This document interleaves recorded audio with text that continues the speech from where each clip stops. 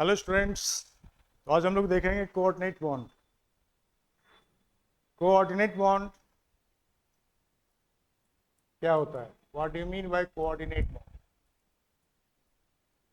जैसे आपको बताया था, कोवैलेंट बॉन्ड इलेक्ट्रॉन के शेयरिंग से फॉर्म होते हैं, उसी तरह कोऑर्डिनेट बॉन्ड भी इलेक्ट्रॉन के शेयरिंग से ही फॉर्म होते हैं, लेकिन इसमें एक अंतर है। कोवैलेंट बॉन्ड के फॉर्मेशन के समय दोनों atom equal number of electron एक दूसरे को कंट्रीब्यूट करता है। शेयर्ड पेयर ऑफ इलेक्ट्रॉन जो है कोवैलेंट बॉन्ड में दोनों ही एटम कंट्रीब्यूट करता है। जैसे सिंगल बॉन्ड में दोनों एटम एक एक इलेक्ट्रॉन कंट्रीब्यूट करते हैं, डबल बॉन्ड में दो एटम दो दो इलेक्ट्रॉन कंट्रीब्यूट करते हैं, और ट्रिपल बॉन्ड में दो दो एटम मतलब दो एटम जो बॉन्ड बनाते हैं वो थ्री इलेक्ट्रॉन कंट्रीब्यूट करता है। लेकिन कोऑर्डिनेट बॉन्ड का फॉर्मेशन तब होता है जब एक एटम के पास इलेक्ट्रॉन की डिफिशियंसी होती है और दूसरे एटम के पास लोन पेयर इलेक्ट्रॉन होता है। जैसे ए के पास लोन पेयर इलेक्ट्रॉन है, मतलब अनशेयर्ड इलेक्ट्रॉन पेयर है, और बी इलेक्ट्रॉन डिफिशियंट। अब ए का लोन पेयर जब बी को डोनेट होगा इलेक्ट्रॉन डिफिशियंट बी को, जिसके ऑक्टेट कंप्लीट नहीं है उसको हम लोग इलेक्ट्रॉन डिफिशियंट बोलते हैं। जिसका इनर्ट गैस कन्फिग्रेशन नहीं है, जिसको दो इलेक्ट्रॉन की नीड है, एटलीस्ट टू इलेक्ट्रॉन की नीड है, तो हम लोग उसको इलेक्ट्रॉन डिफिशियंट बोलते हैं। जब ए के दो इलेक्ट्रॉन से बी भी शेयर करेगा और ए भी शेयर करेगा, मतलब ए डोनर है बट ये शेयर करने के लिए डोनेट करेगा, ये लॉस नहीं करेगा। ए और बी दोनों के बीच में ए वाले इलेक्ट्रॉन का शेयरिंग होगा। तो शेयर्ड इलेक्ट्रॉन पेयर डोनेट करने वाले, कंट्रीब्यूट करने वाले एक एटम है ए, और दूसरे एटम जो बी हैं इस ए के इलेक्ट्रॉन का शेयरिंग करता है। तो शेयर्ड इलेक्ट्रॉन पेयर मतलब दोनों इलेक्ट्रॉन जो यहाँ शेयर्ड हो रहा है वह एक एटम ही प्रोवाइड कर रहा है। तो हम लोग इस तरह के बॉन्ड को क्या बोलते हैं? इस तरह के बॉन्ड को कोऑर्डिनेट बॉन्ड बोलते हैं, जिसमें ए को बोलते हैं डोनर और बी को क्या बोलते हैं? एक्सेप्टर। जो इलेक्ट्रॉन पेयर डोनेट करेगा उसको डोनर बोलेंगे, और जो इलेक्ट्रॉन पेयर एक्सेप्ट करेगा उस एटम को हम लोग क्या बोलते हैं? एक्सेप्टर बोलते हैं। तो ए के इलेक्ट्रॉन पेयर से बी शेयर कर लिया तो ए और बी के बीच में कोऑर्डिनेट बॉन्ड का फॉर्मेशन हो गया। कोऑर्डिनेट बॉन्ड को रिप्रेजेंट करने के लिए हम लोग यहाँ ए और बी के बीच में एक एरो बनाते हैं। एरो का हेड जो एक्सेप्टर एटम होता है उसकी तरफ, और एरो का जो टेल है वो डोनर एटम की तरफ दिखाता है। एरो का टेल रिप्रेजेंट करता है डोनर, और एरो का हेड रिप्रेजेंट करता है एक्सेप्टर एटम को। जो इलेक्ट्रॉन पर एक्सेप्ट कर रहा है वो बी है, बी की तरफ एरो का हेड बनाएंगे, और ए डोनेट कर रहा है तो ए की तरफ एरो का टेल बनाते हैं। ए और बी के बीच में कोऑर्डिनेट बॉन्ड का फॉर्मेशन हो जाता है। ठीक है, सपोज दैट आपको एग्जाम्पल के रूप में यहाँ दिखा रहे हैं, जिसमें नाइट्रोजन के पास लोन पे इलेक्ट्रॉन होता है ना, अमोनिया। अमोनिया में नाइट्रोजन के पास आपको एक लोन पे इलेक्ट्रॉन होता है, और H प्लस आयन जो है वो इलेक्ट्रॉन डिफिशियंट है, इसके पास एक भी इलेक्ट्रॉन नहीं है। तो नाइट्रोजन के लोन पेयर से H प्लस शेयर कर लेगा, और जब नाइट्रोजन के लोन पेयर से H प्लस शेयर करेंगे तो जो बॉन्ड बनेगा इस बॉन्ड को हम लोग क्या कहेंगे? कोऑर्डिनेट बॉन्ड कहेंगे। इसमें नाइट्रोजन के लोन पेयर से H प्लस शेयर कर रहा है, मतलब ये जो इलेक्ट्रॉन पेयर है ये नाइट्रोजन का है, लेकिन H प्लस उसके साथ शेयर करने लग गया। तो हम लोग H प्लस का देखिए डुप्लेट कंप्लीट हो गया, और नाइट्रोजन का भी ऑक्टेट अभी भी कंप्लीट है। पहले भी इसका ऑक्टेट कंप्लीट था, मतलब ये इलेक्ट्रॉन पेयर नाइट्रोजन के पास पहले भी था और अभी भी है। अभी भी जब बॉन्डेड हो गया तब भी नाइट्रोजन इस इलेक्ट्रॉन पेयर के साथ शेयर कर रहा है, लेकिन H प्लस भी इस इलेक्ट्रॉन पेयर के, नाइट्रोजन के इलेक्ट्रॉन पेयर के साथ शेयर हो गया है ना। H प्लस भी इस इलेक्ट्रॉन पेयर का शेयरिंग कर रहा है, यानी कि बॉन्डेड एटम H प्लस जो है, H प्लस आयन जो है वो बॉन्डेड हो गए और इस इलेक्ट्रॉन पेयर के शेयरिंग कर रहे हैं। तो हम लोग यहाँ पर दिखा सकते हैं कि NH3 के साथ में H प्लस का क्या हो गया? कोऑर्डिनेट बॉन्ड का फॉर्मेशन हो गया। हम लोग यहाँ पर एक एरो के द्वारा दिखाते हैं, नाइट्रोजन डोनर है और H प्लस एक्सेप्टर है। जिसकी तरफ एरो का हेड बनाएंगे वो एक्सेप्टर होगा, जिसकी तरफ एरो का टेल रहेगा वो डोनर एटम होते हैं। तो इस तरह से हम लोग कोऑर्डिनेट बॉन्ड को रिप्रेजेंट करते हैं। कोऑर्डिनेट बॉन्ड को रिप्रेजेंट करते हैं एक एरो के द्वारा।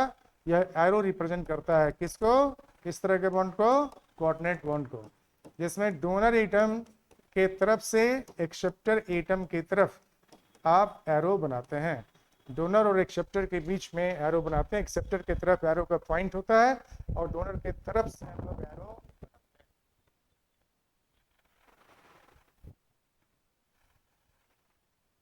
तो इसको डिफाइन करने के लिए हम लोग डिफाइन कर सकते हैं कि coordinate bond is a special type of covalent bond. ये special type of covalent bond होते हैं, ये special type of covalent bond हैं विच आर फॉर्म्ड बाय, जिसका फॉर्मेशन होता है by sharing of electron, sharing of electron pair, sharing of electron pair between two atom. Electron का sharing दो atom के बीच में होता है, but shared pair is contributed by only one atom. Shared pair जो हैं वो कंट्रीब्यूटेड होते हैं, is contributed by only one atom. Shared pair is contributed by only one atom. Shared pair एक एटम के द्वारा कंट्रीब्यूटेड होता है। डोनर एटम डोनेट करते हैं और एक्सेप्टर एटम उस इलेक्ट्रॉन पेयर जो डोनेट कर रहा है डोनर उसके साथ शेयर करेगा।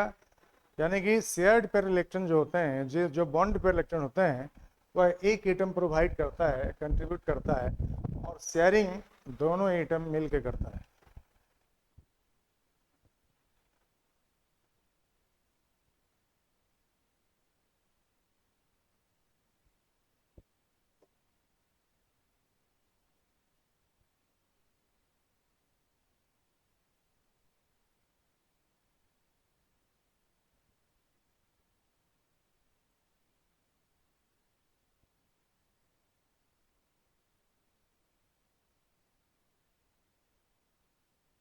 Coordinate bond is a special type of covalent bond. ये special type of covalent bond है जिस कोवलेंट बॉन्ड में इलेक्ट्रॉन का शेयरिंग तो होता है, it is formed by sharing of electrons pair, but shared pair is contributed by only one atom.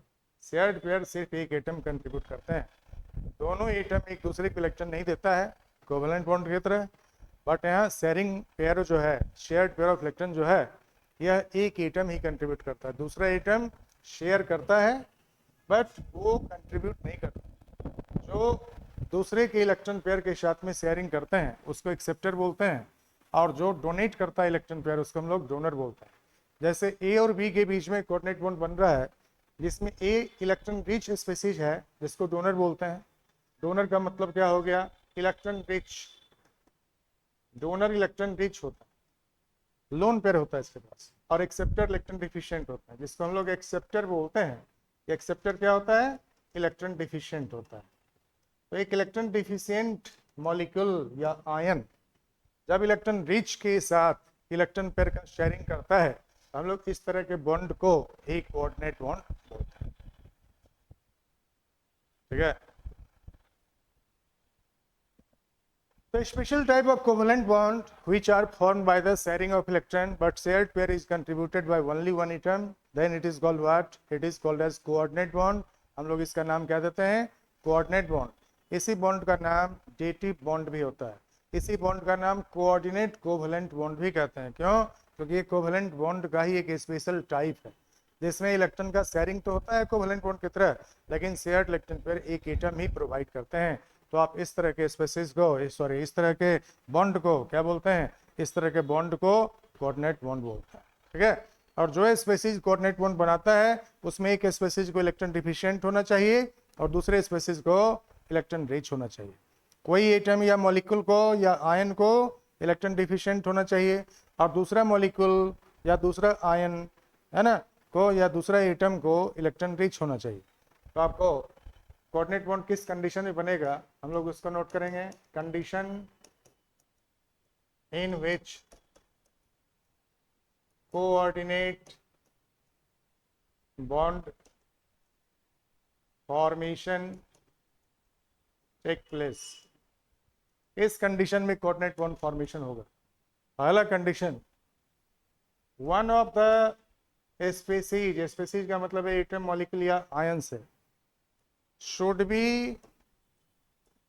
Electron deficient.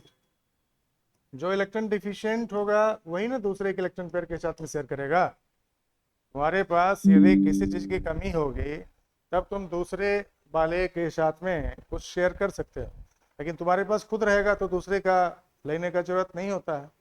तो फिर किसी के पास इलेक्ट्रॉन की डिफिशियंसी होगी तब वो दूसरे के लोन पेयर इलेक्ट्रॉन के साथ में शेयर करेगा। One of the species should be electron deficient, जैसे H+ आयन है ये इलेक्ट्रॉन डिफिशिएंट है। उसी तरह से जैसे Cl+ दे देंगे, क्लोरोनियम आयन बोलते हैं, ये भी इलेक्ट्रॉन डिफिशिएंट है। तो ऐसे स्पीसीज जो इलेक्ट्रॉन डिफिशिएंट होगा ये न्यूट्रल मॉलिक्यूल भी हो सकता है, जैसे BF3 है, जैसे बेरिलियम क्लोराइड है, एल्युमिनियम क्लोराइड है। इन सब के अराउंड देखोगे इलेक्ट्रॉन का डिफिशियंसी रहता है। H+ के पास एक भी इलेक्ट्रॉन नहीं है, H+ के पास एक भी इलेक्ट्रॉन नहीं है। Cl+ के पास 6 इलेक्ट्रॉन है, इसके पास ओनली 6 इलेक्ट्रॉन है। BF3 में बोरॉन के अराउंड जब 3 बॉन्ड पेयर इलेक्ट्रॉन है, फ्लोरीन के साथ में 3 बॉन्ड है, तो यहाँ पर भी 6 इलेक्ट्रॉन है। और BCl2 में बेरिलियम के अराउंड 2 ही कोवलेंट बॉन्ड हैं, मात्र 2 और 2 मिला के 4 इलेक्ट्रॉन है इसके पास। एल्युमिनियम क्लोराइड भी बोरोन ट्राइफ्लोराइड की तरह एल्युमिनियम ट्राइक्लोराइड भी इलेक्ट्रॉन डिफिशिएंट है, यहाँ भी इलेक्ट्रॉन का डिफिशियंसी है। बोरोन के पास भी इलेक्ट्रॉन का डिफिशियंसी है, बेरिलियम के पास भी इलेक्ट्रॉन डिफिशियंसी है, और इस क्लोरीन के पास भी 6 इलेक्ट्रॉन ही है, ये भी इलेक्ट्रॉन डिफिशिएंट है। H+ आयन भी इलेक्ट्रॉन डिफिशिएंट है क्योंकि इसके पास एक भी इलेक्ट्रॉन नहीं है। तो ऐसे स्पीसीज जो इलेक्ट्रॉन डिफिशिएंट होंगे वह दूसरे से लोन पेयर का शेयरिंग करेंगे, दूसरे की लोन पेयर का शेयरिंग करेंगे और दूसरे के साथ में कोऑर्डिनेट बॉन्ड बना लेंगे। ये एक्सेप्टर एटम की तरह एक्ट करेंगे।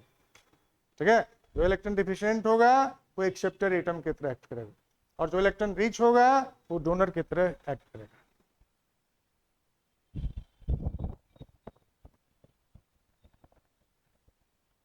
One of the species should be electron deficient, like H+, Cl+, BF3, BeCl2, AlCl3, ये सभी आयन या मॉलिक्यूल इलेक्ट्रॉन डिफिशिएंट मॉलिक्यूल है। H+ आयन, Cl+ आयन क्या है?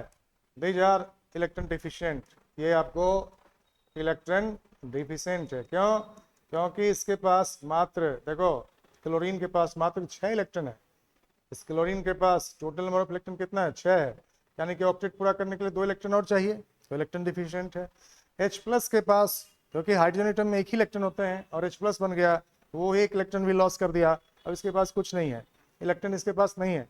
तो फिर ये दूसरे से एक इलेक्ट्रॉन पेयर लेकर हीलियम के कन्फिग्रेशन में जा सकता है, मतलब दूसरे से एक इलेक्ट्रॉन पेयर का शेयरिंग कर सकता है।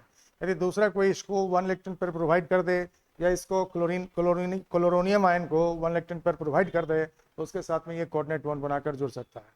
उस तरह से BF3 के पास मात्र 6 इलेक्ट्रॉन है, 3 बॉन्ड पेयर है, एक पेयर, दूसरा पेयर, तीसरा पेयर, 6 ही इलेक्ट्रॉन है। LCl3 में क्लोरीन के साथ में 3 बॉन्ड है, ये भी इलेक्ट्रॉन डिफिशिएंट है। और BCl2 में बेरिलियम के अराउंड 2 बॉन्ड है, 2 बॉन्ड है, तो ये भी इलेक्ट्रॉन डिफिशिएंट है। तो ऐसे मॉलिक्यूल को या आयन को जो इलेक्ट्रॉन डिफिशिएंट मॉलिक्यूल है, यह जब कोऑर्डिनेट बॉन्ड बनाएगा तो एक्सेप्टर की तरह एक्ट करेगा। One of the species should be electron deficient, it will act as acceptor. जो इलेक्ट्रॉन डिफिशिएंट है वो एक्ट करेगा एक्सेप्टर की तरह, इलेक्ट्रॉन डिफिशिएंट स्पीसीज एक्ट करेगा एक्सेप्टर एटम की तरह, या एक्सेप्टर मॉलिक्यूल की तरह, या एक्सेप्टर आयन की तरह। दूसरा जो स्पीसीज है, अनदर स्पीसीज कोऑर्डिनेट बॉन्ड बनाएगा, तभी कोऑर्डिनेट बॉन्ड तभी बना पाएगा जब दूसरे स्पीसीज के पास लोन पेयर इलेक्ट्रॉन, एक स्पीसीज इलेक्ट्रॉन डिफिशिएंट होंगे और दूसरे स्पीसीज के पास में lone pair electron. Another species should contain lone pair electron, दूसरे स्पीसीज के पास में लोन पेयर इलेक्ट्रॉन होना चाहिए। मतलब लोन पेयर का मतलब हो गया जिसके पास अनशेयर्ड इलेक्ट्रॉन पेयर होगा। जब दूसरे स्पीसीज के पास लोन पेयर इलेक्ट्रॉन होंगे, अनशेयर्ड इलेक्ट्रॉन पेयर होंगे, तो हम लोग कहेंगे इसको electron rich species. Lone pair containing species को इलेक्ट्रॉन रिच स्पीसीज कहते हैं। जैसे अमोनिया NH3, इसके पास एक लोन पेयर होता है, मतलब एक अनशेयर्ड इलेक्ट्रॉन पेयर होता है। वाटर में 2 लोन पेयर होता है, ये 2 लोन पेयर कंटेन कर रहा है वाटर। इसी तरह से अल्कोहल में भी आपको ऑक्सीजन के पास 2 लोन पेयर इलेक्ट्रॉन होता है। जनरली ऑक्सीजन के पास 2 लोन पेयर हुआ करता है। और इसी तरह से अमीन्स ले लें, RNH2, इसके पास भी एक लोन पेयर होता है। तो ऐसे सारे स्पीसीज जिनके पास एटलीस्ट 1 लोन पेयर होगा। इसमें बहुत सारे एनायन आते हैं, सिंपल एनायन आते हैं, जैसे आपको साइनाइड आयन है, Cn- आयन, इसमें कार्बन के पास एक लोन पेयर इलेक्ट्रॉन है। लोन पेयर नाइट्रोजन के पास भी है, कार्बन के पास भी है, बट कार्बन के थ्रू जनरली इलेक्ट्रॉन डोनेट होता है क्योंकि कार्बन की इलेक्ट्रोनेगेटिविटी कम होता है, तो कार्बन के थ्रू इलेक्ट्रॉन डोनेट करता है। OH माइनस में ऑक्सीजन के पास 3 लोन पेयर इलेक्ट्रॉन है। अब ये 1 लोन पेयर डोनेट करके किसी के साथ में 1 कोऑर्डिनेट बॉन्ड का फॉर्मेशन कर सकता है। H प्लस यदि आ जाए OH माइनस के पास, तो H प्लस को ये OH माइनस एक इलेक्ट्रॉन पेयर डोनेट करेगा और उसके साथ शेयर करके बॉन्डेड हो जाएगा। तो इस तरह के स्पेसीज जो इलेक्ट्रॉन रिच स्पेसीज हैं, ऐसे इलेक्ट्रॉन रिच स्पेसीज को हम लोग क्या बोलते हैं, इसको आप लुईस बेस भी बोलते हैं, और इसी को इलेक्ट्रॉन रिच स्पेसीज भी कहते हैं। जो दूसरा स्पेसीज लोन पेयर वाला होगा उसको इलेक्ट्रॉन रिच स्पेसीज बोलता है, और इलेक्ट्रॉन रिच स्पेसीज को लुईस बेस भी कहा जाता है। इलेक्ट्रॉन डिफिशिएंट को लुईस एसिड भी कहते हैं, और आपको इलेक्ट्रॉन रिच स्पेसीज को हम लोग क्या बोलते हैं, लुईस बेस कहते हैं। तो ये आपको OR माइनस है ना, एल्कोक्साइड आयन बोलते हैं इसको हाइड्रोक्साइड बोलते हैं, Cl माइनस को साइनाइड बोलते हैं। ऐसे सारे स्पेसीज क्या है, ये सब लुईस बेस कहलाता है, these are called as Lewis base. और ये सभी स्पेसीज जो है, ये सभी क्या है, जो इलेक्ट्रॉन डिफिशिएंट है या लुईस एसिड होता है। Electron deficient species is Lewis acid और electron rich species is Lewis base. कोई प्रॉब्लम?